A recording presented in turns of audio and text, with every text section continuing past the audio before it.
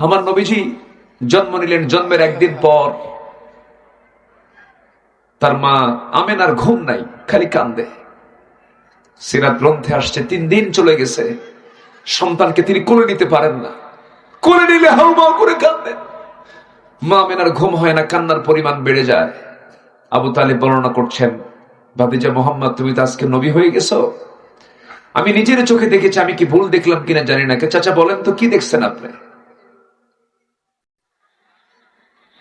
আবু তালেব বলেন, তোমার বয়স যেদিন 3 দিন পূর্ণ হয়েছে, আমি তোমাকে দেখার জন্য তোমাদের ঘরে ঢুকলাম। ঘরে ঢোকার পরে দেখি ঘরের মধ্যে কেউ নাই। তোমাকে উঠানে তোমার মা তোমাকে শুয়ে রেখেছে, আকাশের চাঁদ। চাঁদনি রাতে তোমাকে আকাশে শুয়ে রেখেছে, এরকম চাঁদ। তোমার পাশে কেউ নাই, তোমার মাও নাই, তুমি একাকি বসে একাকি শুয়ে আছো। 3 দিন নবজাতক তুমি। তোমার মা দূরে দূরে ডুকরে ডুকরে বসে বসে কান্দে। সেই সময় দেখতে পেলাম তুমি তোমার ডান হাতটা বাম দিকে নাও, আকাশের চাঁদ তোমার হাতের সঙ্গে বাম দিকে চলে যায়। তোমার হাতটা যখন বাম থেকে ডান দিকে নাও, আকাশের চাঁদটা ডান দিকে যায়। দোলনায় দোলনার মতো দোল খেলতেছিল। আমি আবু তালেব নিজের চোখে দেখেছি। আবার যখন দুটো হাত ধরে যখন নিচের দিকে টেনে আনো হাতটা, তোমার হাতের সঙ্গে আকাশের চাঁদটাও নিচের দিকে নেমে আসে।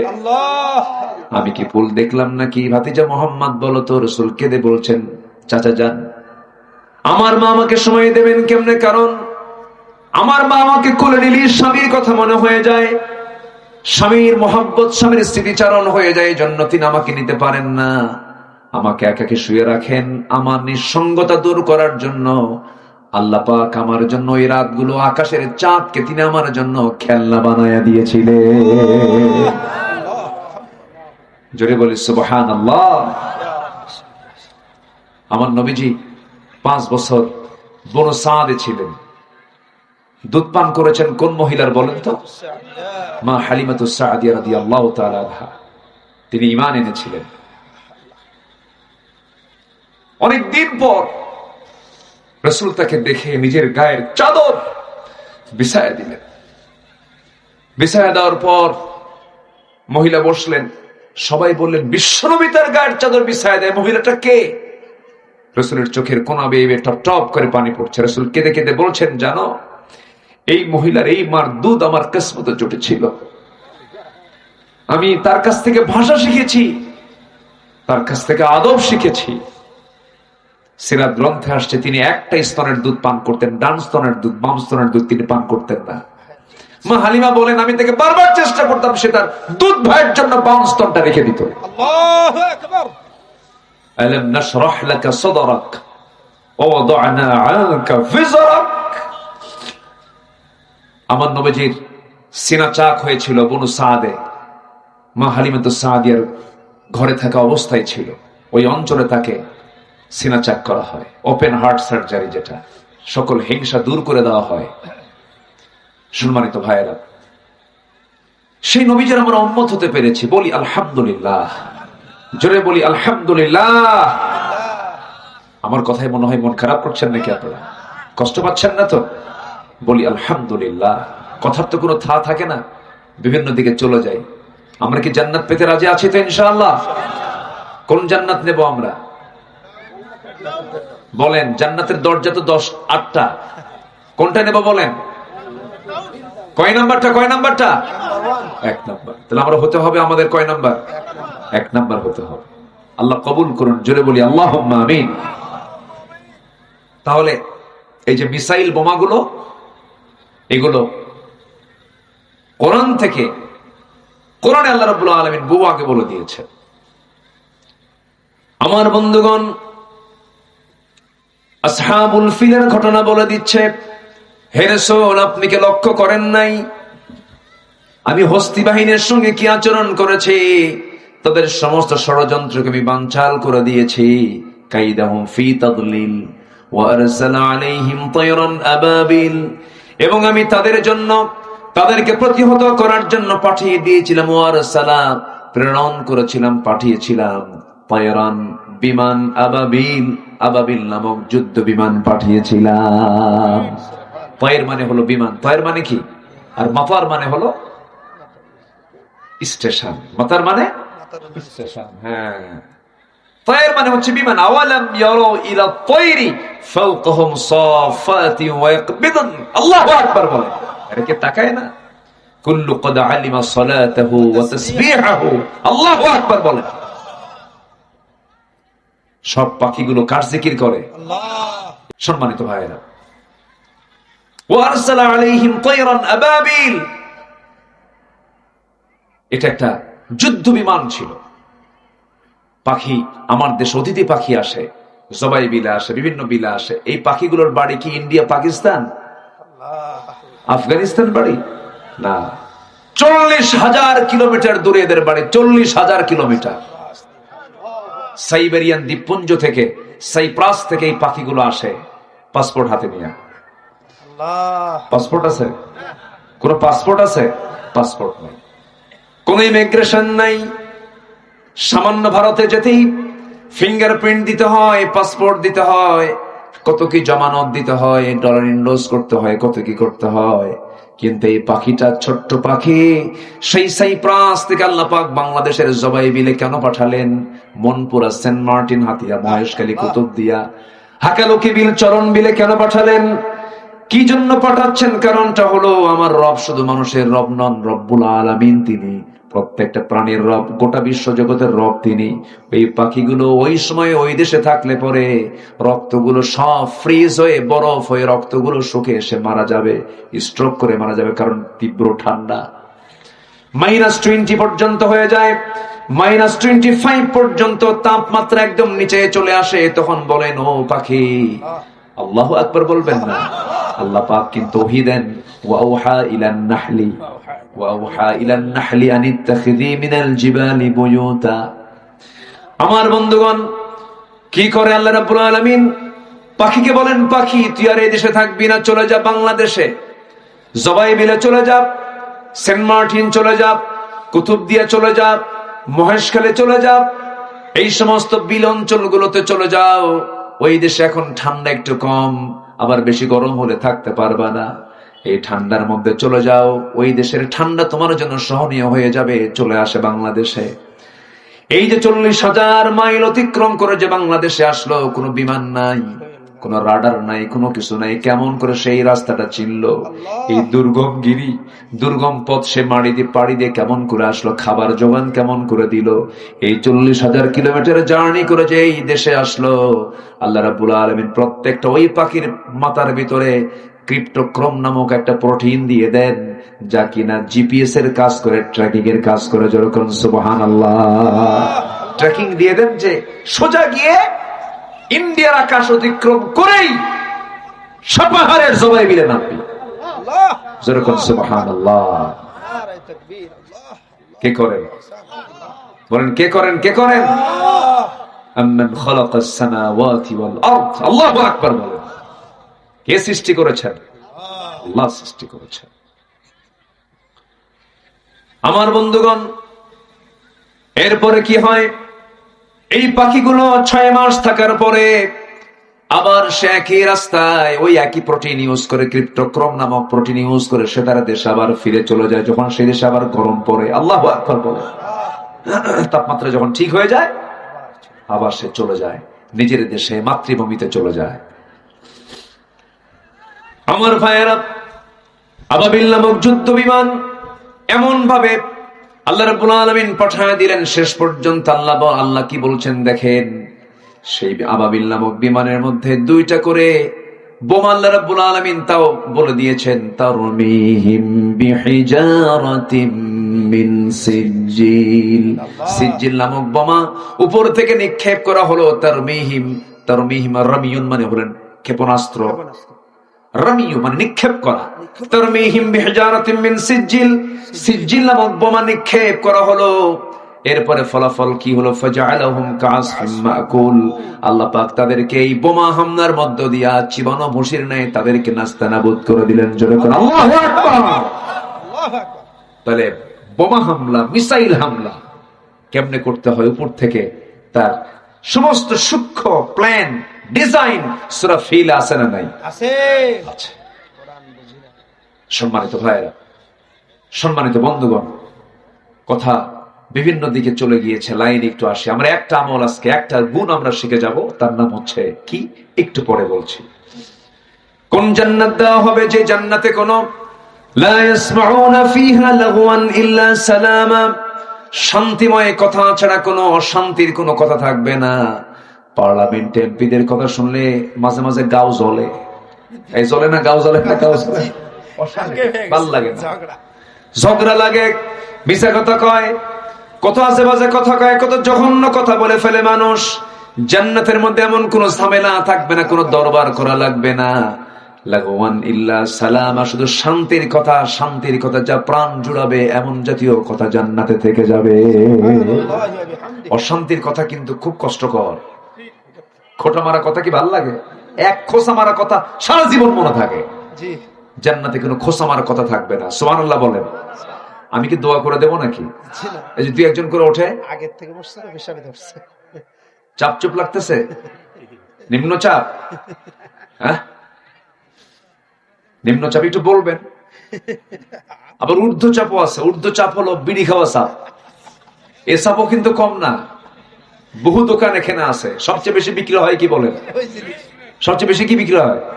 বিড়ি। বিড়ি খায় পেট ভরে? পেটও ভরে না, কিন্তু খায়। কি যে টানা টানে। ওই যে রংপুরে, কুষ্টিয়া, চিটাগাং, এই সমস্ত এলাকায় প্রচুর তামাকের আবাদ হয়। তামাক এলাকা আগে হতো বলে, এখন আর হয় না। না, নগাতে খুব কম, আগে ছিল কিন্তু এখন কুষ্টিয়া হয়। এখন নগাবাসী মোটামুটি নাজায়েজ বানা ফেলছে, আর হয় না। বাঁচাইছে আপনাদের, মাশাআল্লাহ। আই রুজিতে কোনো হারাম কিছু না থাকুক, তাই না? আবাদ করবেন না এটা। আমাদের এক মাহফিলে নিয়ে তো বেকায়দায় ফেলছিল। হারাগাছে মাহফিল, আমি জানি না যে মানে মাহফিল কমিটির আয়োজক কার, আমি জানতাম না। বললে তো আমি যেতাম না। তো মাহফিল শেষে আমাকে বলে, হুজুর আমাদের একটা ফ্যাক্টরির উদ্যোগে মাহফিল। কি ফ্যাক্টরি? কি বিড়ি ফ্যাক্টরি। তো বললাম, তো বলেন কি করব? আমি তো বিব্রত হয়ে পড়ে গেছে। বলতে, হুজুর একটু ফ্যাক্টরির বরকতের জন্য দোয়া করেন। কি আমার কথা বুঝতেছেন কি আপনারা? তো বললাম, ভাই, সে আবার জোরেও কয় না, আমার কানে কানে লিখেও দিচ্ছেন, আমার কানে কানে সে আস্তে আস্তে করে বলতেছে। তো বললাম, আমি আবার বললাম, বলছে হুজুর একটু দোয়া করে দিও। আমি কান ধরুন, আজকে দোয়া হবে না। কি কথা কি বুঝতেছেন? কারণ নাজায়েজ যেটা, তার পক্ষে দোয়া করাও জায়েজ নাই, দোয়া করা যাবে না। যে বিড়ি খায় একটা দোষ, বিড়ি খাওয়ার আগে যদি বিসমিল্লাহ করে আরেক দোষ হবে। কি কথা কি বুঝতেছেন আপনি? বিড়ি খাওয়া তো দোষ, বিড়ি খাওয়ার আগে বিসমিল্লাহ করলে কি আরেক দোষ। মদ খাওয়া হারাম, ওর আগে বিসমিল্লাহ বলে কি বলেন, এটা কি ছোটখাটো হারাম? ইমানে থাকবে। আমার কথায় কোনো মনে হয় মন খারাপ করতেছেন? হুজুর এই তো জায়গা মতো ধরতেছেন, আস্তে আস্তে আরো আছে, আরো ধরবো। বিড়ি তো খাই, আবার মাহফিল এসে বলে হুজুর বিড়ি খাওয়া কি জায়েজ আছে? মানে জায়েজের চেষ্টায় আছে। তো তামাকের গাছ, এই গাছগুলো দেখতে খুবই এত সুন্দর দেখা যায়। পাতাগুলো একদম, পাতাগুলো হচ্ছে মানে এত সবুজ, পাতা পল্লব গুলো এত সজীব পাতা, বড় বড় পাতা, তাই না? সজীব পাতা, কিন্তু অনেক বড় বড় পাতা। তো আমি বিশাল এরকম একটা মাঠ ভরা, কুষ্টিয়ার দিকে এরকম তামাকের গাছ। আমি একজনকে ডাক দিয়ে বললাম, ভাই এতগুলো গাছ লাগাইছে তামাকের, একটা জমির বেড়া নাই, গার্ড ওয়াল নাই। ছাগল গরু তো খায় শেষ করার কথা, ছাগল গরু নাই এলাকায়, হুজুর কুত্তাও খায় না। আমার কথা কি বুঝতেছেন? তাহলে তামাকের পাতার ক্ষতিকর দিক ছাগল বোঝে, গরু বোঝে, কে বোঝে না? মানুষ খায়, ঘুমের আগেও খায়, ঘুমের পরেও খায়, ঘুমের মধ্যে টায়, ঘুমের মধ্যে ওই স্বপ্নের মধ্যেও টায়। টানই হলো সুক্তান। কি যে পায় আল্লাহ জানে। আল্লাহ তুমি নেশা থেকে, এই জাতীয় এই মহামারী থেকে এই জাতিকে হেফাজত করো। প্রতিদিন আপনি একটু ঢাকায় যান, একটু ক্যান্সার হসপিটালে যান, যা দেখবেন যে আকাম কুকাম গুলো কি করছে, জাতি কি খাইছে, লাঞ্চ পচে শেষ। শুধুমাত্র কারণ হলো এই ফুকাফুকি, এই টানাটানি। এগুলো করবো না আমরা। জোরে বলি ইনশাআল্লাহ। মনে হয় একটা এই টপিকটা দেওয়া মনে আমার ভুল হয়ে গেল নাকি? দেখে দরকার ছিল কিনা বলেন? খুব দরকার ছিল। আল্লাহ আমাদেরকে সকল নেশা থেকে হেফাজত করেন। জোরে বলি আমিন। আপনি পান খান, বড় হয়ে গেছেন। আমার দাদার মুখের লাল পান খেতাম। দাদা চাবাতো, আবার মুখে দিয়ে দিত। দাদার মুখ থেকে আমি পান খেয়েছি। তাম্বুল খান আপনি, আলেম ওলামা খায় তো। তাম্বুল খেলে, পান খেলে পরে পানের রস হজমে খুব উপকার করে। সাবকন্টিনেন্টের আলেমরা পান খায়, পান খান, সমস্যা নেই। কিন্তু পানের সাথে আবার হাকিমপুরি রহমতুল্লাহ আলাইহি কেন? কি ঠিক কিনা? ভাবতেছেন হুজুর কাউরে বাদ দিচ্ছে? যেটা ইললিগাল সেটা সবার জন্য ইললিগাল। আমরা যাবো না নেশার দিকে। কোন নেশা যেন আমাদেরকে না শেষ করে দেয়। নেশা মানেই শেষ করে দেওয়া। ওয়ালা তুলকু বিআইদিকুম ইলা তাহলুকা, নিজকে তুমি ধ্বংসের দিকে ঠেলে দিতে পারবে না। এটা কার হুকুম? আপনি নিজেকে ধ্বংসের দিকে ঠেলে দিবেন কেন? জি সম্মানিত ভাইয়েরা, জান্নাতের মধ্যে এই পচা জিনিস থাকবে না। বহুদিন আগে কুড়িগ্রাম এক মাহফিল ছিল। কুড়িগ্রাম নাম শুনছেন তো? আমাদের দেশে বহুগুলো গ্রাম আছে। দক্ষিণের চট্টগ্রাম, মাঝখানের 14 গ্রাম কুমিল্লা।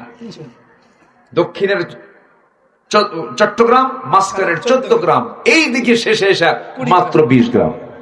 কুড়িগ্রাম নাম শোনেন? কুড়িগ্রামের মাহফিলে আমি এরকম জান্নাতের বর্ণনা দিচ্ছিলাম। জান্নাতটা কেমন হবে, কোনো কথা হবে না, আজেবাজে কোনো গল্প হবে না, সেখানে শুধু শান্তি থাকবে, যা মন চাবে তাই পাবে। এক মুরব্বী মন খারাপ করে দাঁড়ায় বলে, বয়স্ক মানুষ, চামড়া চামড়া কুচকে গেছে, হুজুর সব তো বললেন জান্নাতে বিড়ি পাওয়া যাবে না হুজুর। ওর খুব টেনশন যে আমি যে আমার যা আসক্তি বিড়িতে, জান্নাতে না থাকলে যে জান্নাতে যাওয়ারই দরকার। তার কথার ভাবসাব দেখে এরকম মনে হলো। তো বললাম, চাচা এই পচা জিনিস যা খায় লাঞ্চ নষ্ট হয়, এরকম কোন খাবার জান্নাতে পাবে না। তবে এর চাই তো আরো আকর্ষণীয়, আল্লাহ পাক শারাবান তাহুরা, শরাব দিবেন, শরাব দিবেন, মিম্মা ইয়াসিন গায়রি আসিন, আপনাকে দিবেন সেখানে 4টা নহর দিবেন, দুধের নহর দিবেন, শরাবের নহর দিবেন, মধুর নহর দিবেন, দুধের নহর দিবেন। আল্লাহু আকবার বলুন। মিন লাবানিন, আল্লাহ তাআলা এগুলো দিবেন। গায়রা তুআম, তাই না? আল্লাহু আকবার। সব দিয়ে দিবেন। কে দিবেন? কে দিবেন? আল্লাহ দিবেন। ওই জায়গায় কোনো পচা কোনো জিনিস থাকবে? আল্লাহু আকবার। আসলে মুসাফফা, আল্লাহ কি দেননি, কি রাখেননি জান্নাতের মধ্যে। জান্নাতে বিয়ে হবে। জান্নাতে কি হবে? জান্নাতেও কিন্তু বিয়ে ছাড়া কোনো সম্পর্ক হবে না। জান্নাতেও আল্লাহ পাক হুরদের সঙ্গে বিয়ে করায় দিবেন। যারা বলেন সুবহানাল্লাহ। বিয়েটা করায় দিবেন কে? আল্লাহ নিজে বলছেন, আমি জান্নাতে হুরদের সঙ্গে বিয়ে করায় দেব। আর তুমি বিয়ে ছাড়াই তুমি সামনে যা বসে দেখো শীত হয়া। এরকম আছে না? এরকম নোংরামি আছে না নাই? বিয়ে ছাড়া নোংরামি আছে না নাই? এগুলো করবা না, এগুলো নোংরামি করবা, ওখানে বিয়ে পাবা না।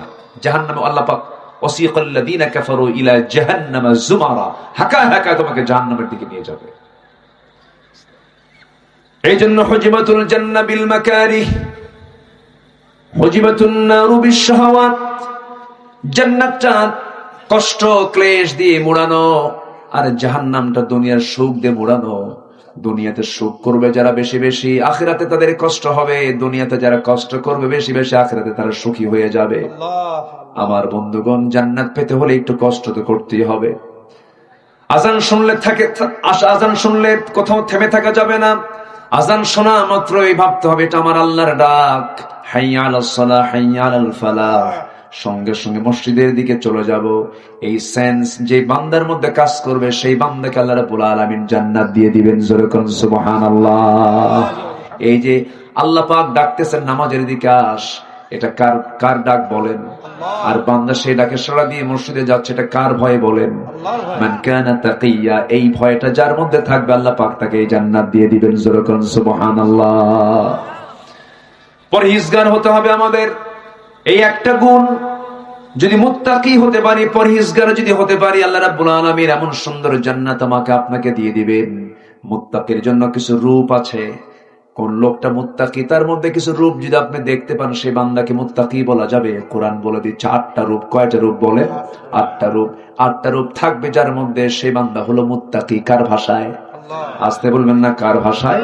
আল্লাহর ভাষায়। নাম্বার 1 হলো লা ইয়াসমাউনা ফিহা লাগওয়ান ইল্লা সালামা ওয়া লাহুম রিজকুহুম ফিহা বুকরাতাও ওয়া আশিয়া।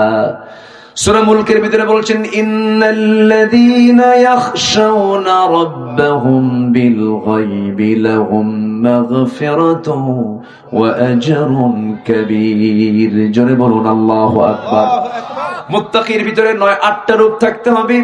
1 নাম্বার রূপ হলো যে বান্দা আল্লাহকে ভয় করবে বিল গায়বি, অদৃশ্যে। আল্লাহ পাককে তার সে ভয় করবে, না দেখেই ভয় করবে। আমরা আল্লাহকে ভয় করে কি দেখে বলেন? দেখে না, না দেখে। আল্লাহকে দেখা যায় নাকি? পৃথিবীর কেউ কি আল্লাহকে দেখতে পেয়েছে নাকি? আল্লাহকে একজন নবী দেখতে চেয়েও দেখতে পারেন নাই। সেই নবীর নামটা কি? চিল্লায় বলুন, বলেন।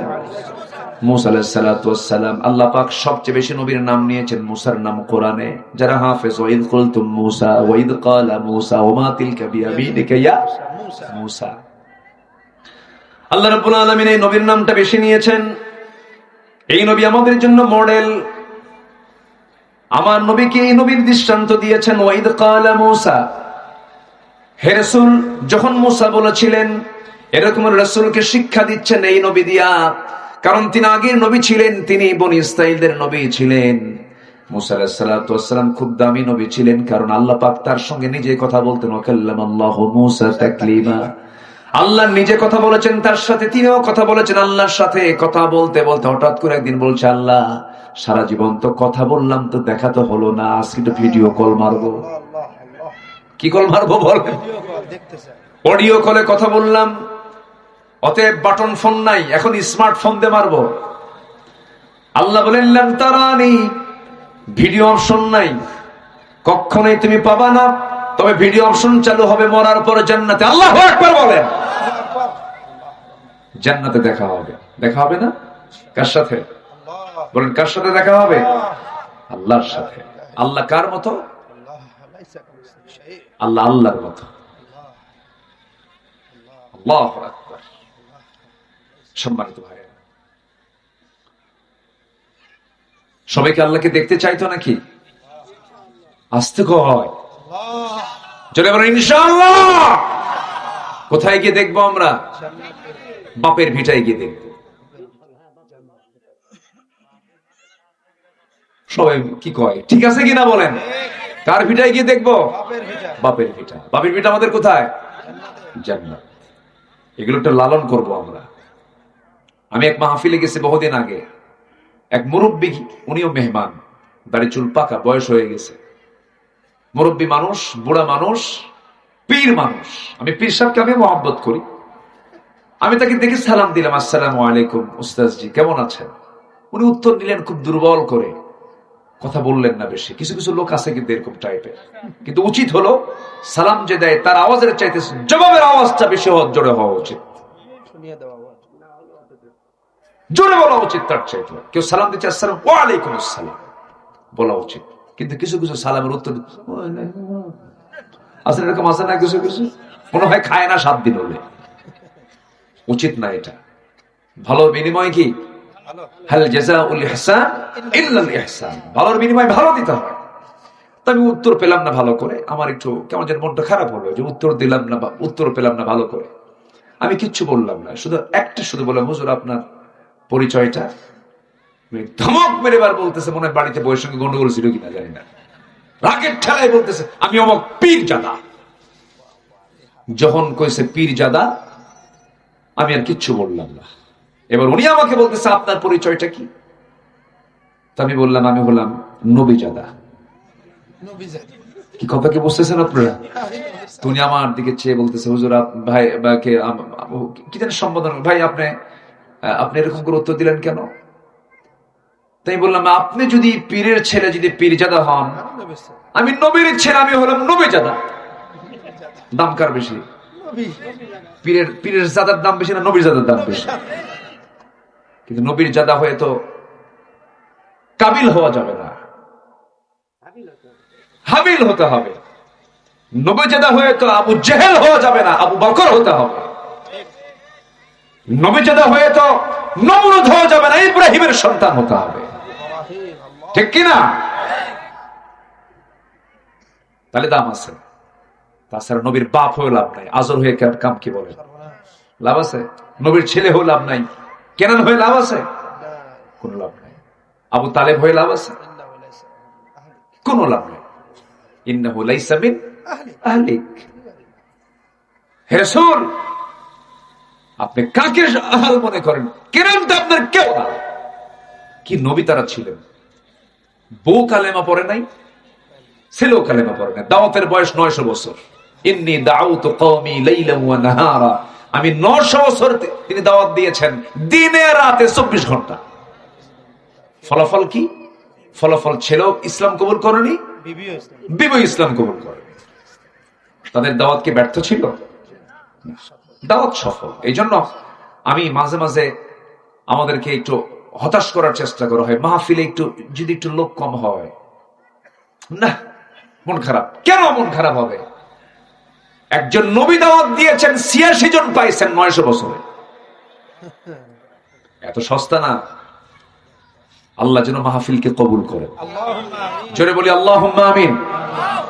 আরো জোরে আল্লাহুম্মা আমিন। তাহলে আমরা আল্লাহকে বিশ্বাস করব, আল্লাহকে ভয় করব, দেখে না না দেখে। এটা হচ্ছে মুত্তাকির রূপ, মুত্তাকির একটা গুণ, এটা মুত্তাকির একটা সিম্পটম। এটা মুত্তাকি কি হবে? না দেখে আল্লাহকে ভয় করবে। ইমাম শাফি রাহমাতুল্লাহর নাম শুনেছেন তো সবাই? 4 জন ইমাম, এর মধ্যে একজন অন্যতম ইমামকে শাফি রাহিমাহুল্লাহ রাহমাতুল্লাহ আলাইহি। অনেক বড় আল্লাহওয়ালা লোক ছিলেন, রাসূলকে খুব মহব্বত করতেন, খুব মহব্বত করতেন, নবী প্রেমী মানুষ ছিলেন তিনি। এই ইমাম শাফি একদিন ছোট্ট মানুষ, ক্লাসে বসা, 7 বছর বয়স, 8 বছর বয়স। ইমাম শাফি রাহিমাহুল্লাহ উস্তাদজি ক্লাসে দর্শ নেওয়ার জন্য আসছেন।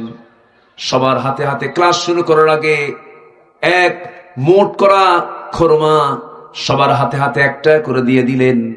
দেওয়ার পরে বললেন, শোনো, এই খোরমাগুলো তোমরা তোমাদের যথাস্থানে লুকিয়ে রাখো, যেন কেউ না বের করতে পারে। তবে এই খোরমাগুলো তোমরা গোপন জায়গায় রাখবে, আগামীকালকে আমি এসে জিজ্ঞাসা করব কে কি করেছ। ছাত্রদের মেধাকে যাচাই করার জন্য ওস্তাদ যেমন একটা কৌশল করে ছাত্রদেরকে দায়িত্ব দিয়ে চলে গেলেন। পরের দিন আবার ক্লাস এসে বলছেন, এই খোরমাগুলো লুকায় রেখেছো কারা কারা? সবার হাত উঠলো, কিন্তু একজন ছাত্রের হাত ওঠে নাই, তিনি শাফি রাহিমাহুল্লাহ।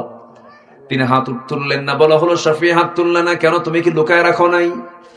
তিনি এবার বলছে, ওস্তাদ জি, আপনি যখন আমাকে বলে গেছেন, দায়িত্ব দিয়েছেন, সেই সময় থেকে এই সময় পর্যন্ত আমি বারবার চেষ্টা করে একটা জিনিস আমি কখনো নিজেকে বুঝ দিতে পারি নাই, এই খোরমাটা আমি পৃথিবীর কোন জায়গায় রাখবো, যে কোন জায়গায় আমার আল্লাহর নজর নাই। আল্লাহ তো সব জায়গায় নজর তার আল্লাহ আছে। আমি আল্লাহর নজর থেকে কোথায় আমি আড়াল করে রাখবো? এই জন্য আমি কোথাও যেহেতু জায়গা পেলাম না, সেই জন্য সামনে রেখে দিয়েছি।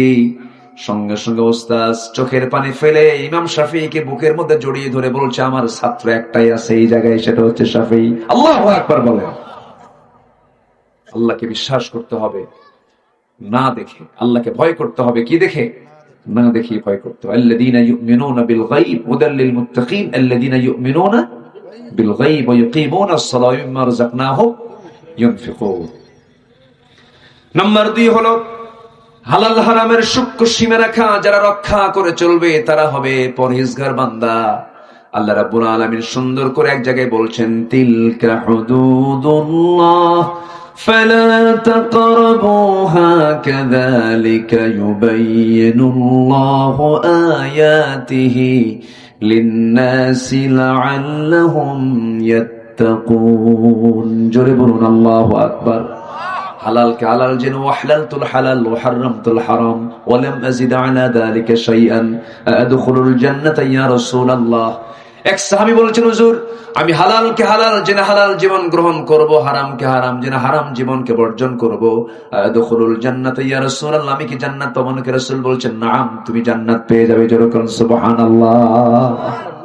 আপনি হালাল হারাম বাঁচবেন না, কপাল কালো বানাবেন, আপনি হালাল হারাম বাঁচবেন না, আপনি মক্কায় 36 বার গিয়ে কাবা শরীফের দরজা ধরবেন আর বলবেন আমি তো জান্নাত পেয়ে গেছি। এত সস্তা জান্নাত পাওয়া নয়। রাসূল জীবনে হজ করেছেন একবার, কয়বার? আর আমার দেশে এমন হাজি আছে 36 বার হজ করার পরে সুদ খাওয়া বন্ধ করেন না। শোনেন, এই সময় কেউ উঠেন না, উঠলেই ভাববো সুদ খায়। বসেন, একটু বসে। এ পর্যন্ত 5 থেকে 6 জন ভাই উঠেছেন, এটা হতেই পারে। একটু ধমক দিলাম মনে হয়, রাগ করলেন মনে হয় আপনারা। বলি আলহামদুলিল্লাহ। বাবা লাঠি কেন? ওটা কি? ওটা কি? অসুস্থ নাকি? দেখে তো ভয় লাগে আবার দেখে। চাচা বসেন, বসেন। আলহামদুলিল্লাহ, জি বসেন। কথা না বলি, ওয়াজের মাহফিলে, তাফসীর মাহফিলে শৃঙ্খলা রক্ষার দায়িত্ব একার না সবার? এই মাহফিলকে সৌন্দর্য রাখার দায়িত্ব একার না সবার? আমরা শেষ পর্যন্ত সৌন্দর্য রক্ষা করব, জোরে বলি ইনশাআল্লাহ। সুদের ধারে পাশে আমরা যাব না, রাজি আছেন না ইনশাআল্লাহ? একটু মরিচ ভর্তা দিয়ে খাই তাও ভালো, কিন্তু সুদের টাকায় ওই রোস্ট খায়া পেট ফুটা হয়ে শীত হয়ে পড়ে থাকবেন। হারামের কোন আরাম, হারামের কোন আরাম। বনের সম্পত্তি মেরে খেয়েছেন, 2 কোটি টাকার জায়গা আপনি দেননি, আপনার পেটের মধ্যে এমন একটা গোশতের টুকরো হবে, টিউমার হবে, যার দাম 4 কোটি। ওই 2 কোটি ঠেলে আরো 2 কোটি বের করে নিয়ে যাবে। আর গুনাহ তো আছে, গুনাহ বোনাস নাকি? গুনাহ থাকবে। হাইরে কি টেকনিক বাস ভাই! নওগাঁ জেলায় নাই। নওগাঁয় জমি কম না বেশি? ওর সাথে আরো কম না আরো বেশি? আরো বেশি। ভাবতেছেন হুজুর খবর রাখে না, কিন্তু বোনকে সম্পত্তি বুঝাইয়া দেয় না। বাপ আরো খারাপ, ছেলে যতটুকু খারাপ বাপ তার চেয়ে বেশি খারাপ। আছে না এরকম? আছে না? সম্পত্তির ক্ষেত্রে আছে না? কিছু কিছু বাপ আছে করে কি, মেয়ে 5টা ছেলে 1টা, হজে যাওয়ার আগে মেয়েদেরকে ডাক না দিয়া, মেয়েদেরকে না বুঝায়া আগে করে কি লুকায়া লুকায়া ছেলেটার নামে সমস্ত সম্পত্তি লিখে দিয়া পরে বোনদেরকে ডাক দিয়ে বলে, মেয়েদেরকে ডাক দিয়ে বলে আমার মেয়েরা সব, আমি যাচ্ছি একটা গরু মেরে দেব। কি মেরে দেব? খাওয়াবে, বোঝেন নাই? গরু একটা মেরে দেব। গরু একটা মেরে দিয়া সব পর্ব শেষ করে ফেলে, জানে নাই লুকোচুরি করে ছেলেকে সব সম্পত্তি লিখে দিয়া এবার মেয়েদেরকে ডাক দিয়ে বলে, মা একটা চরম কাজ করে ফেলেছি, বলা দরকার ছিল। আমি চলে যাচ্ছি হজে, বুড়া মানুষ, মরেও তো যেতে পারি, নাও বাঁচতে পারি। আমার সন্তান তো আমি মরে গেলে এতিম হবে। 40 বছর এতিম হবে। 40 বছর এতিম হয়। তোমাদের সমস্ত সম্পত্তিগুলো আমি আমার ছেলের নামে লিখে দিয়েছি। তোমাদের আমি বিয়ে দিছি, টাকা পয়সা খরচ করেছি, মা আমাকে মাফ করে দাও। আল্লাহ ঠেকা পড়ছে। আল্লাহ মাফ করবেন?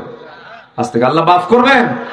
লিযযাকারি মিসলু হাযযিল উনসাইন তিলকা হুদুদুল্লাহ। আয়াতের শেষ অংশ হচ্ছে, খবরদার এই অংশের পিছনে কোন জোড়াতালি দিবি না, কম বেশি করবি না। তিলকা হুদুদুল, এটা আল্লাহর সীমা। কোথায়? এগুলো কিচ্ছু নাই। এজন্য তাআল্লামুল ফারাইদ ফাইন্নাহা নিসফুল ইলম। তোমরা ফারায়েজের জ্ঞান অর্জন করো, অংশের জ্ঞান, অংশ বন্টনের জ্ঞান অর্জন করে, এটা হচ্ছে গোটা ইলমের অর্ধেক। আল্লাহু আকবার বলেন। জাহান্নাম থেকে বাঁচার জন্য এই ইলমের দরকার আছে না নাই? সারগার হওয়া দরকার সবার, সবার জানা দরকার। কারণ এটা ঠিক থাকলে জান্নাত ঠিক থাকবে। জমি ঠিক করবেন না, আপনি আইল ঠেলে, আপনি জানেন যে আপনার জমি 33 শতক হয়ে আছে 39 শতক। কত শতক বেশি? 33 আর 39, 6 শতক বেশি। আপনি জানেন আপনি আপনার সম্পত্তি এখানে বেশি আছে, আপনার না এটা। আর একজনের শর্ট আছে না নাই? আছে, শর্ট আছে না নাই? ও আর খুঁজে পায় না, আমার শর্ট কেন, আর খুঁজেই পায় না। এখানে মাপতে আসলে আমার জমি মাপতে দেব না, এরকম বাটপার হাজি আছে না নাই? বলেন তো। আমার আর জীবন আপনারা দাওয়াত দিবেন না, আমি জানি। দাওয়াত দিয়েন না, জমি আজকে বের করে দিই।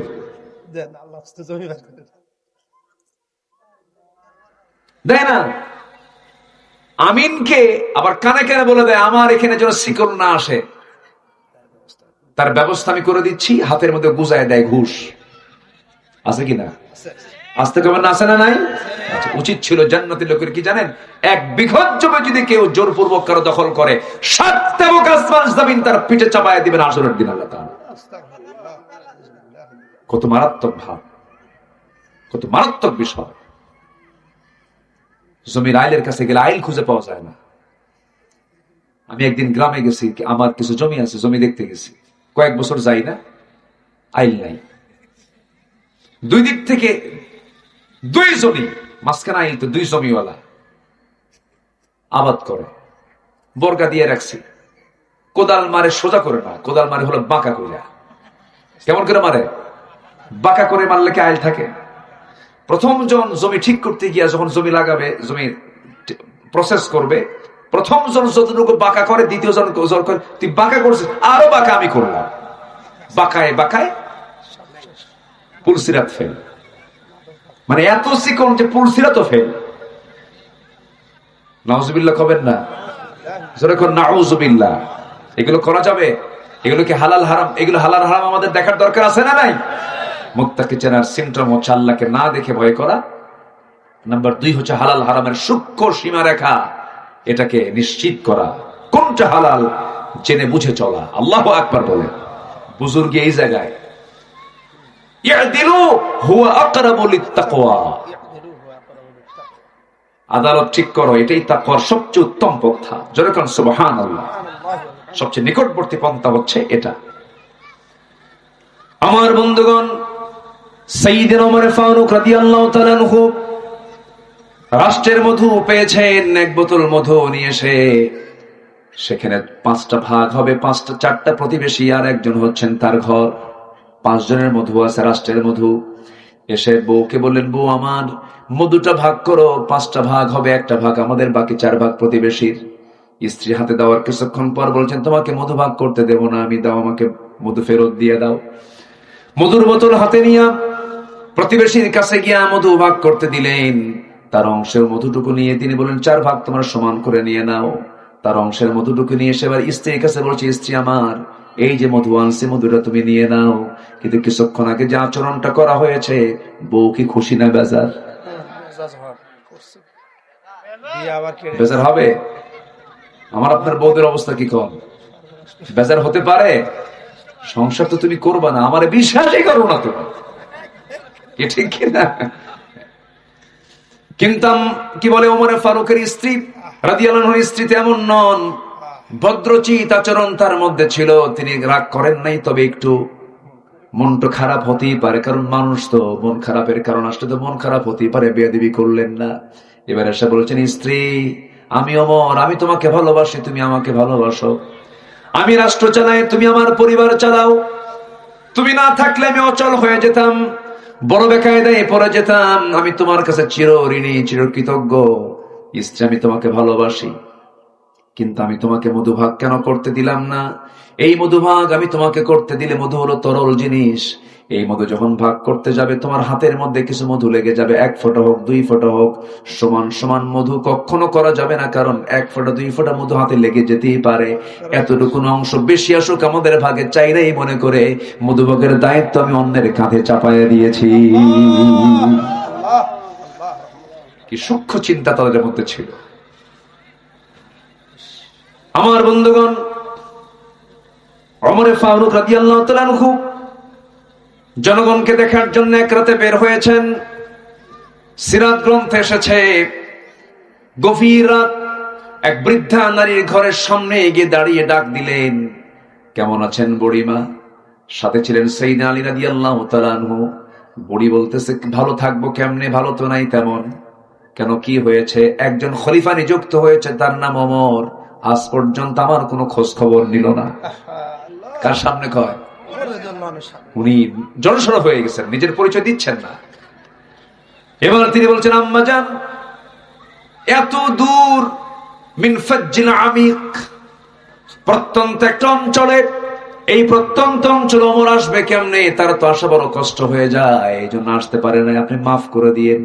এবার মহিলা বলছে, এত বড় প্রত্যন্ত অঞ্চল যদি মনে হয়, দায়িত্ব নেওয়ার কি দরকার ছিল? ওমর ফারুক কাঁদতে কাঁদতে অস্থির হয়ে গেলেন। নিজের পরিচয় গোপন করে নিয়া এবার বলছে, বুড়িমা, ওমরে মাফ করার জন্য আপনার কি লাগবে বলেন। এবার বুড়ি মহিলা বলতেছে, আমাকে কিছু টাকা পয়সা দিতে হবে। চুক্তি হয়ে গেল 25 দিরহামান, 25 দিরহাম তার সামনে দেওয়া হলো। এবার 25 দিরহাম দেওয়ার সময় ওমরে ফারুক ডাকতেছে, আলী এইদিকে আসো। তিনি বলছেন, আমিরুল মুমিনিন আমি আসতেছে। আমিরুল মুমিনিন শব্দটা বুড়ির কানে চলে গেছে। এবার বুড়ি জড়সড় হয়ে বলছে, আহারে কার সামনে আমি কি বলে ফেললাম, বড় তো ভুল করে ফেলেছি, আমিরুল মুমিনিন আপনি আমাকে মাফ করে দেন। এবার ওমরে ফারুক বলছেন, আমার আম্মা জান, আপনি যেটা বলতেছেন, আপনি মাফ চাবেন কেন, আপনি আমারে মাফ করে দেন। এবার তিনি বললেন, আপনি যে আমাকে মাফ করে দিয়েছেন, টাকার বিনিময়ে সেই টাকাটা আমি আপনাকে দিয়েছি জরিমানা, আপনি আমাকে লিখিত করে দেন। কোনো কিছু না পেয়ে নিজের জামাটা ছিঁড়ে ফেললেন, নিজের জামায় সুন্দর করে লিখে নিয়ে সেই কাপড়টা তিনি ভাঁজ করে নিয়ে বাড়িতে গিয়ে সন্তানদের মাঝে ওসিয়ত করে বলছেন, যেদিন ওমর মারা যাবে, ওমরের কাপড়ের সাথে তোমরা এই চিঠিটা লেখায় দিবা, এই চিঠিটার সাথে দিয়ে দিবা, আমি আল্লাহকে দেখাবো, আল্লাহ যেন আমাকে মাফ করে দেয়। আমার বন্ধুগণ, খলিফা হারুন রশিদের আমল, খলিফাতুল মুসলিমিন ওমর ফারুকের বেশ পরের ঘটনা এটা। খলিফা হারুন সিরিয়া এলাকা তার নিয়ন্ত্রণে ছিল, রাকা নামক একটা শহর। সে রাকা শহরে বিচারপতি নাই, বিচারপতি পাঠানো হলো। নতুন করে একজন বিচারপতি গেল। বিচারপতি আদালতের চেয়ারে বসলেন। এক বুড়ি মহিলাকে ধরে আনছে চুরির দায়ে। কিসের দায়ে? চুরির দায়ে নিয়ে আসা হয়েছে। চুরি করে ধরা পড়েছেন। কি চুরি করেছেন? ও মা, আপনি কি চুরি করেছেন? তিনি বলছেন, আমি খাদ্য চুরি করেছি। কেন? ক্ষুধার যন্ত্রণা সহ্য করতে না পেরে। এবার আদালত বলে ফেললো, যেহেতু আপনি চুরি করে ফেলেছেন, অবলীলায় স্বীকারও করে নিয়েছেন, হাতটা কাটা হবে না, কারণ আপনি তো অভাবী চোর, হাত কাটা হবে না। তবে চুরির জন্য আদালত অবশ্যই শাস্তি দেবে। আপনার হাতে 50টা বেত্রাঘাত মারা হবে এবং সাথে 500 দিনার জরিমানা দিতে হবে। এই রায় দিয়েই ওই বিচারক করলেন কি, কাজী করলেন কি, কাজীর চেয়ার থেকে চট করে নেমে এসে উপস্থিত সবাইকে ডাক দিয়ে বলছে, শোনো, আমি তো আর চেয়ারে নাই, রায় তো দিতেই হবে, কিন্তু শাস্তি যে 50টা বেত্রাঘাত মারা হবে, বুড়ির গায়ে কোনো বেত্রাঘাত করা হবে না। 50টা বেত্রাঘাতের 20টা বেত্রাঘাত তোমরা আমার 2 হাতে করো আগে। আল্লাহু আকবার বলবেন না? কার ভয়? তার শাসন করেছেন, তারাও শাসক, তারাও বিচারক। এবার বলছেন, আমাকে যে মারবি, চাবুক হাতে নিয়ে যে দাঁড়াবে, সে আমাকে বিচারক মনে করে মারা যাবে না, আমাকে আসামি মনে করে মারতে হবে। যখন মারা হলো, ইতিহাস বলে ফিঙ্কি দিয়ে রক্তগুলো গড়ে গড়ে পড়ছিল। 20টা বেত্রাঘাত মারা যখন শেষ হলো, আরো থাকলো 40, আরো থাকলো 30টা। এবার তিনি বলেন, এই রাকা জনপদের, রাকা শহরের, রাকা পৌরসভার মেয়রকে তাকে ডেকে আনো, প্রশাসককে তাকে ডেকে আনো, উচ্চপদস্থ কর্মকর্তাকে তাদেরকে ডেকে আনো, 3 জনকে শীর্ষ কর্মকর্তাকে 3টাকে ডাক দিয়ে কাজী কয়, এই 3টের 10টা করে মার। আল্লাহু আকবার বলবেন না? এবার টাকার জরিমানা। কাজী নিজে বলছে, আমি 100 দিরহামের দায়িত্ব আমি গ্রহণ করলাম, বাকি 400 তোমরা পৌর প্রশাসক যারা আছে সবাই ভাগ করে নাও। বহুদিন পরে খলিফা হারুন ওই মহিলাকে ডেকে পাঠালেন। মহিলা কাঁপতে কাঁপতে গিয়ে তারা দরবারে যাওয়ার পর খলিফা হারুন রশিদ কাঁদতে কাঁদতে বলছে, বুড়িমা, মাফ করে দিয়েন, আমি আপনার সেবা করতে পারিনি, আমি আপনার খোঁজ খবর নিতে পারি নাই, মেহেরবানি করে আপনি যদি মাফ করেন, আমার আল্লাহ তাআলা মাফ করে দিবেন। যেরকম সুবহানাল্লাহ। কি শাসক তারা ছিলেন, আর আমরা কি পাই, কি পাইলাম? কি রাগ করতেছেন নাকি আপনারা? তাহলে মুত্তাকি শাসক দরকার, মুত্তাকি জনগণ দরকার, পরহেজগার বান্দা দরকার। আল্লাহ পাক মান কানা তাকিয়া, আল্লাহ তাআলা জান্নাত রেখে দিয়েছেন, শুধু যার ভিতরে তাকিয়া তাকওয়া আছে তার জন্য জান্নাত রেখে দিয়েছেন। কোন চোর জান্নাত পাবে না, কোন ডাকাত জান্নাত পাবে না, কোন খুনি জান্নাত পাবে না। সম্মানিত ভাইয়েরা, এই সাবকন্টিনেন্ট আফগান থেকে নিয়ে এই বাংলা পর্যন্ত শাসন করেছে মুঘল পরিবার। জহিরুদ্দিন মোহাম্মদ বাবর কাবুলের মানুষ ছিলেন। তিনি একটা রাষ্ট্র গঠন করেছিলেন, রাজত্ব তিনি চালিয়েছেন, এই মোগল সাম্রাজ্য তিনি চালিয়েছেন দিল্লিতে বসে। তার ছেলে হুমায়ুন, আকবর, এরপর শাহজাহান, বাদশাহ জাহাঙ্গীর, আওরঙ্গজেব, নাম শোনেন না আপনারা? এর মধ্যে একজন বাদশাহ জাহাঙ্গীর, তিনি আল্লাহওয়ালা মানুষ ছিলেন। ফতুয়া আলমগিরি, বাদশাহ আলমগীরের নামে ফতুয়া আলমগিরি, আল্লাহওয়ালা কিছু লোক ছিল। আবার আকবরটার মধ্যে ভেজাল ছিল, লা ইলাহা ইল্লাল্লাহ, আকবর খলিফাতুল্লাহ, এগুলো ভেজাল টেজাল কিছু ছিল। সব ছেলে তো আর একরকম হবে না, সব মানুষ তো একরকম হবে না। বাদশাহ জাহাঙ্গীর তিনি যে সময় রাজত্ব নিয়ে আসেন, ওই সময় এক হিন্দু নারী, হিন্দু মহিলা, বৃদ্ধা নারী, তারা দরবারে এসে ডুকরে ডুকরে কান্দে। বাদশাহ জাহাঙ্গীর বললেন, মা আপনি কাঁদেন কেন, কি হয়েছে? সম্প্রতি আমার ছেলেকে বিয়ে করাইছি, সুন্দরী একটা বৌমা আমায় পাইছি। আমার বাড়িতে আমার সুন্দরী বউটা থাকে, কিন্তু সন্ধ্যা মাঝামাঝি হলে পরে একজন জালিম এসে জোরপূর্বক জিনা করে যায়, ধর্ষণ করে যায়। কোনো ক্ষমতা নাই, কি করব, উপায় তো নাই। এই কথা শোনার সঙ্গে সঙ্গে বাদশাহ জাহাঙ্গীরের মাথা ঘুরে গেল। তিনি মনে মনে চিন্তা করলেন, এই কাজটা কে করতে পারে? এই রাজত্বে এত বড় দুঃসাহস তো কারো নাই। নিঃসন্দেহে এই অপকর্মের সঙ্গে জড়িত হতে পারে আমার নিজের সন্তান। কি কথা কি বুঝতেছেন আপনারা? বলো তো, এটা কি সহজ কাজ না কঠিন কাজ? কঠিন কাজ। বাদশাহ জাহাঙ্গীর মনে মনে চিন্তায় পড়ে গেলেন। খাওয়া দাওয়া বন্ধ। বহুক্ষণ পর এবার বলছে, বুড়িমা আপনি চলে যান, শুধু আপনার অ্যাড্রেসটা দিয়ে যান, কখন আসে সেই সময়টা আমাকে বলে যান, দ্রুত ব্যবস্থা নিয়ে নেব। এবার যখন তাকে বলে গেল সন্ধ্যার পর পরা সমুক জায়গা আমার বাড়ি, আপনি চলে যান। পরের দিন দেরি হলো না, তিনি হাতে তরবারি নিয়ে, কোষবদ্ধ তরবারি নিয়ে রওনা করলেন। সন্ধ্যা হওয়ার পর পর তিনি বললেন, বুড়িমা ওই আসামি ঘরের মধ্যে ঢুকছে নাকি? আসামি মানে কি? উনি কি মনে করেছেন? কি নিজের সন্তান মনে করেছেন? ঢুকছে নাকি? ঢুকেছে। বুড়িমা আমি যখন ঘরের মধ্যে ঢুকবো সেই সময় আপনি বাতিটা নিভায় দিবেন। বাতি নিভায় দেওয়া হলো। বাতি যখন নিভায় দেওয়া হলো, বাদশাহ জাহাঙ্গীর করলেন কি, নিজেই ঢুকে গেলেন।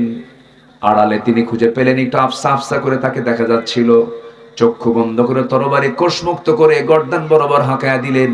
মস্তক ছিটকে পড়ে গেল, ধরটা পড়ে গেল আরেক জায়গায়। এরপরে তিনি আল্লাহু আকবার বলে তিনি বসে গেলেন। এরপরে বলছেন, বুড়িমা আপনি লাইটটা জ্বালায় দেন।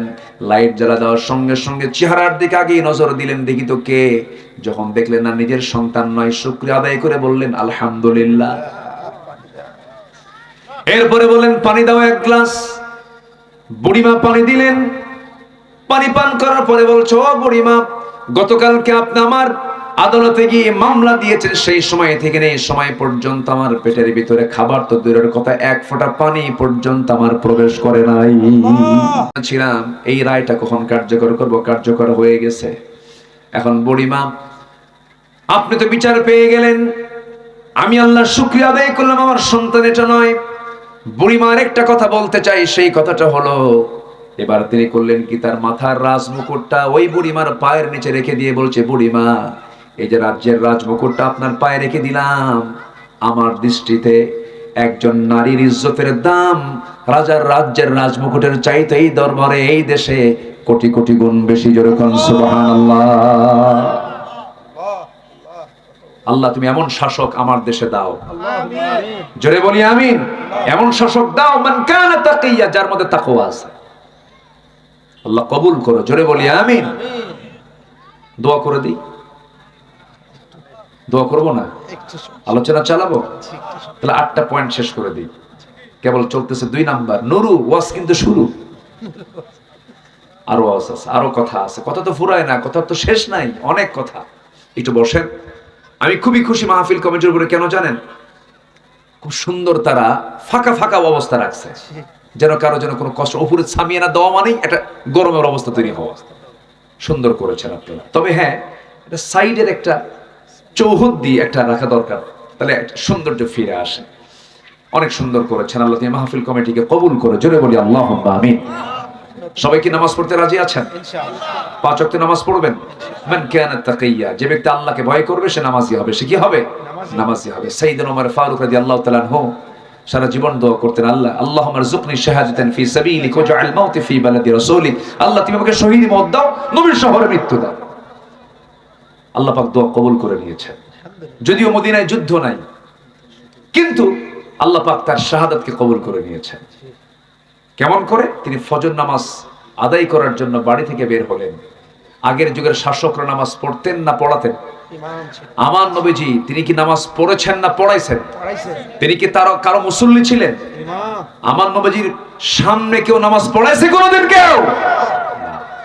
আমার নবীর পিছনে সবাই নামাজ পড়েছে। নেতা নামাজ পড়াবে, যে নেতা নামাজ পড়ানোর যোগ্যতা রাখে না মুখে থুতু মারি। আসতে কর কেন? যে নেতা নামাজ পড়াতে পারে না সেই নেতার নেতৃত্ব মানা জায়েজ নাই। তার নেতৃত্ব দেওয়াই তো জায়েজ নাই। যে নামাজই পড়াতে পারে না ও কিসের নেতা?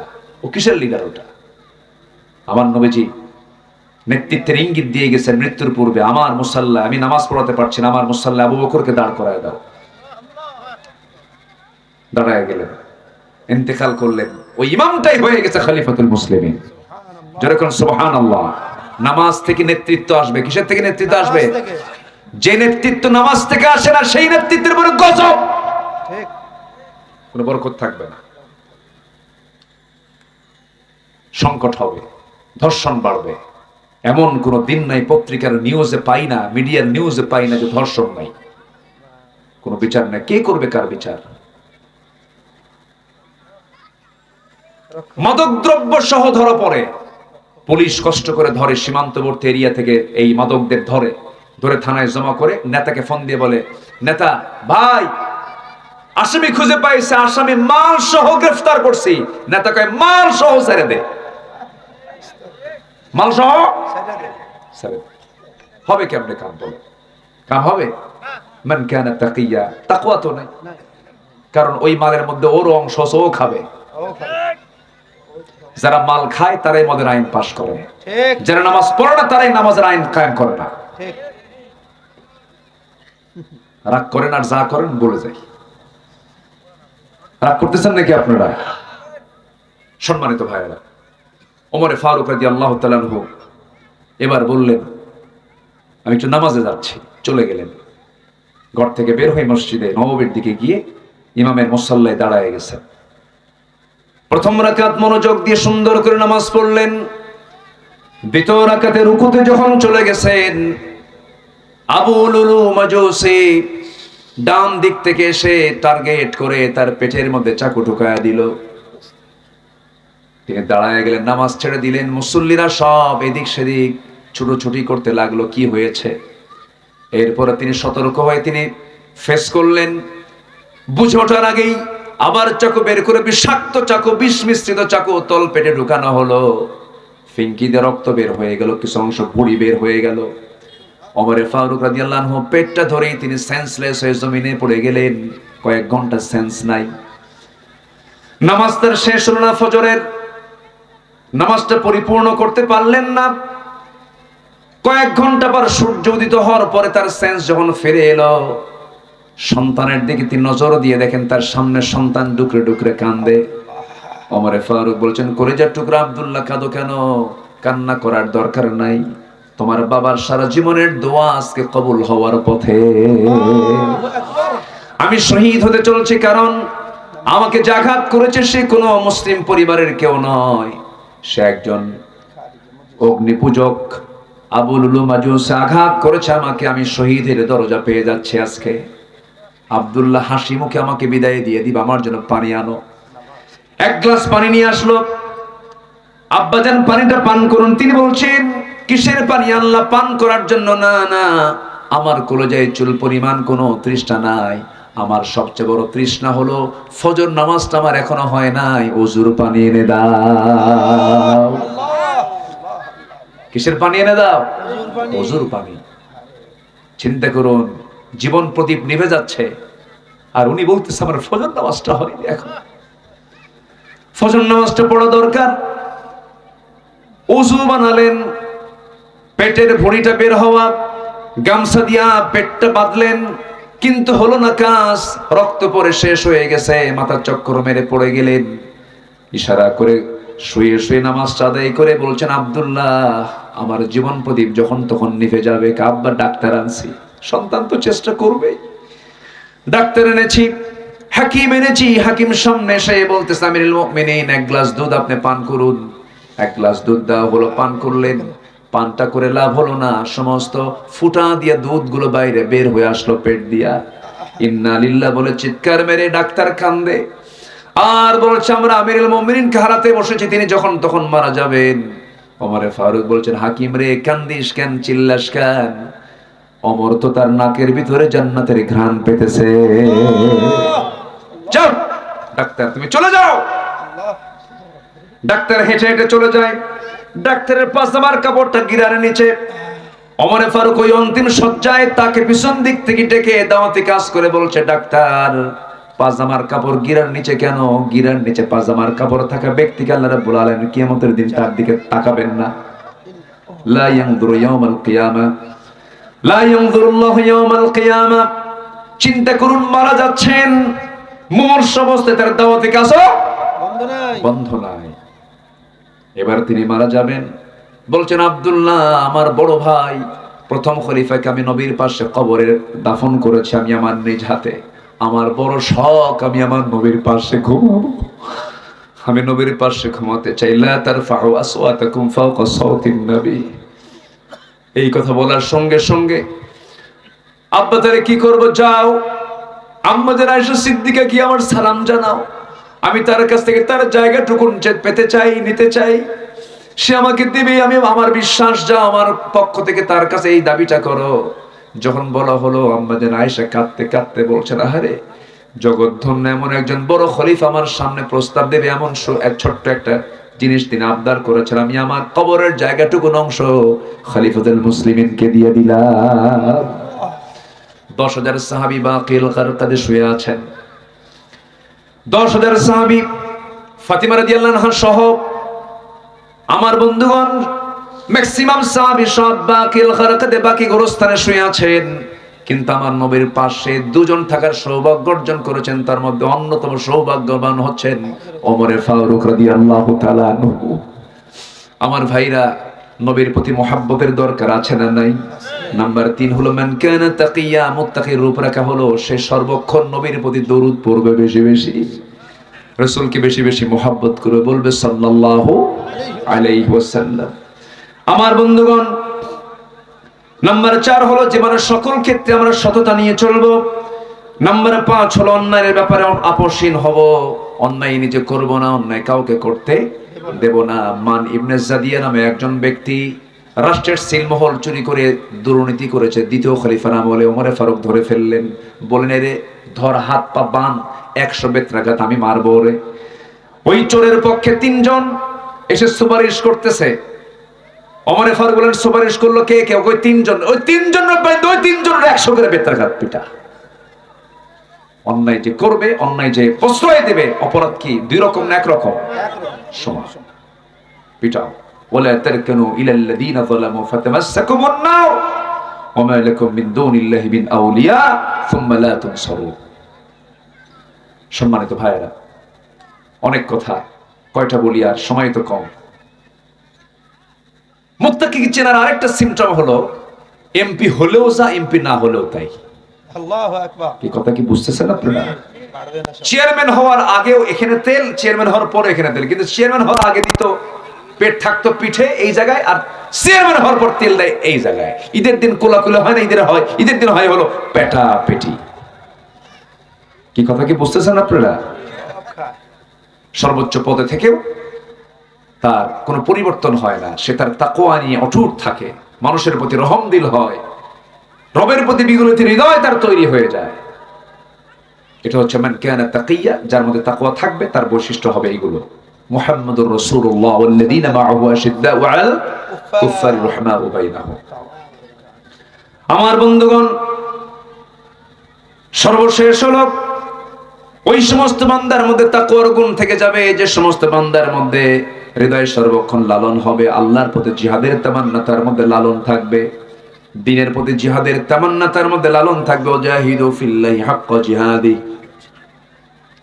হুয়া জাতাবাকুম ওয়া মা জাআলা আলাইকুম মিন হারাজ মিল্লাতা আবিকুম ইব্রাহিম ওয়া সাম্মাকুমুল মুসলিমিন। আমার বন্ধুগণ, জিহাদের তামান্না প্রত্যেক হৃদয়ে থাকার দরকার আছে না নাই? আসতে বলবেন না, আছে না নাই?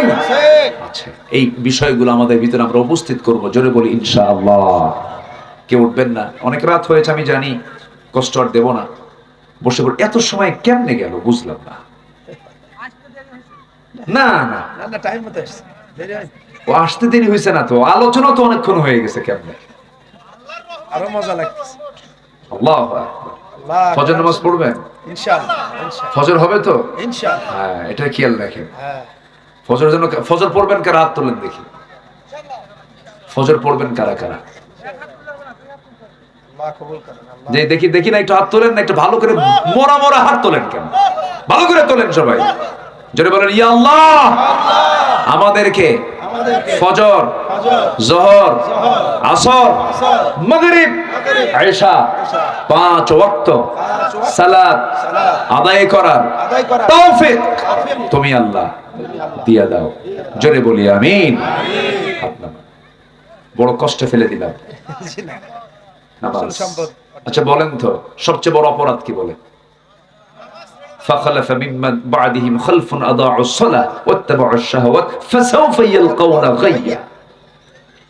আল্লাহর কাছে সবচেয়ে বড় অপরাধ হচ্ছে নামাজ ছেড়ে দেওয়া। মা সালাকাকুম ফি সাকার ক্বালু লাম নাকু মিনাল মুসাল্লিন। এজন্য নামাজ আমরা কেউ ছেড়ে দেব, বউ পড়ে না দাওয়াত দেব, একদিন পড়ে না দ্বিতীয় দিন বলবো, তৃতীয় দিন বলবো, না হলে ভাত বন্ধ। ভাত বন্ধ কাম হয় না, তখন কি করবেন?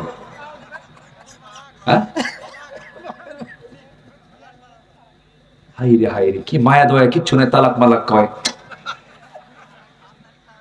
বসে আছে পাশে, বসে আছে।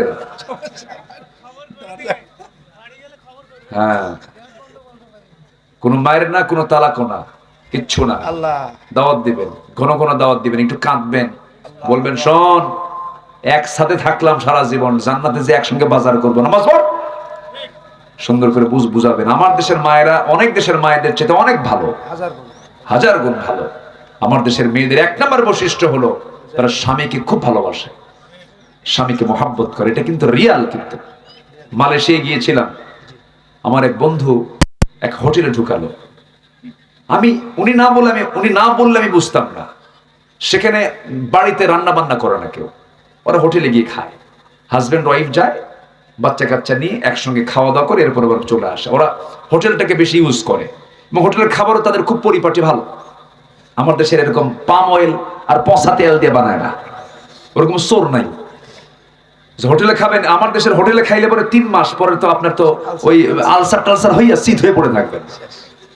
ওই দেশে হোটেলটা মানে খুব নিরাপদ খাবার, ভালো। তো আমাকে বলতেছে, দোস্ত এই যে সব জোড়া জোড়া বসছে না, এরা কিন্তু হাজবেন্ড ওয়াইফ খাইতে বসছে, কিন্তু স্বামীর বিল স্বামী দেবে, বইয়ের বিল বই দেবে। কি কথা কি বুঝতেছে? স্বামীরটা স্বামী দেয়, বইয়েরটা বউ দেয়। মহব্বত আছে, সবই আছে, কিন্তু ওদের কথা হলো তোরটা তুই খরচ কর। মানে সেও চাকরি করে, সেও চাকরি করে, সেও ব্যবসা করে, সেও ব্যবসা করে। এবং ওই দেশে 100% বলা যাবে, প্রায় 100% মহিলাই তারা নিজে ড্রাইভ করতে পারে, নিজে গাড়িও চালায় তারা। সেফ তো, আপনি বোরকা পরে যদি আপনি গাড়ি ড্রাইভ করতে পারেন, সমস্যা কোথায়? সেফ জোনে আপনি গাড়ি চালাচ্ছেন, সমস্যা নাই তো নাকি? সমস্যা আছে নাকি? কোনো সমস্যা নেই, সে গাড়ি চালাতে পারে, গাড়ি চালায়। অফিস ওয়ার্ক যদি করতে পারে, পারবে, সমস্যা নেই। পর্দার নিয়ম রক্ষা করে, কোনো সমস্যা। আপনার পর্দাশীলা স্ত্রী পেটে পাথর হয়েছে, অপারেশন লাগবে, পুরুষ ডাক্তার অপারেশন করা ভালো না মহিলা ডাক্তার অপারেশন করা ভালো? মহিলা না পাইলে বাধ্য হয়ে পুরুষের কাছে যেতে হবে, কিন্তু মহিলা থাকলে যাওয়া দরকার নাই। তাহলে ডিপার্টমেন্ট, একটা নারীর ডিপার্টমেন্ট আছে, এমনি ফতুয়া দিলে হবে না। নারীর সেক্টর আছে, নারীর সেক্টরে নারীরা কাজ করবে, পুরুষের সেক্টরে পুরুষরা কাজ করবে। তো সেখানে দেখলাম স্বামীর বিল স্বামী দেয়, বউয়ের বিল বউ দেয়। কিন্তু আমার দেশে কিন্তু এই সিস্টেমটা নাই। আমার দেশের স্ত্রীরা স্বামীকে অত্যন্ত মহব্বত করে, আবার স্বামীরাও বউকে মহব্বত করে। একটা আলাদা বন্ধন কিন্তু আমার দেশে আছে। সবই ঠিক আছে, খালি নামাজটা নাই। কি নাই গন্ধ? নামাজটা। আমরা নামাজটা ঠিক করব, জোরে বলি ইনশাআল্লাহ। সন্তান নামাজ পড়বে না, আগে স্কুল যাওয়া না, আগে মাদ্রাসা না, আগে বলবেন তুই আগে নামাজ পড়। তো নামাজ আগে, স্কুলের কথা বলবেন 2 বার, নামাজের কথা বলবেন 1000 বার, 1000 বার বলবেন। নামাজ ঠিক হবে, ওর স্কুল সব ঠিক হবে। নামাজ ঠিক হবে না, স্কুলে যায় গাঁজা খাবে। স্কুলে যায় কি খাবে? গাঁজা খাবে। আরেকজন বন্ধু গাঁজাখোর পাবে, ও গাঁজা খাইয়া হিরোইন খাওয়া শুরু করবে। এই জন্য নামাজের প্র্যাকটিস আগে করাবেন। আল্লাহ কবুল করুন, জোরে বলি আমিন। অনেক কথা বলে ফেললাম। প্রযুক্তির কল্যাণে এই আওয়াজগুলো, বিভিন্ন প্রযুক্তির যে ক্যামেরা আছে না, এরা তো কিরামুন কাতিবিন, বুঝলেন, সব রেকর্ড হয়ে গেছে। যা বলেছি আল্লাহ রাব্বুল আলামিন সবাইকে আমল করার তৌফিক দান করুন।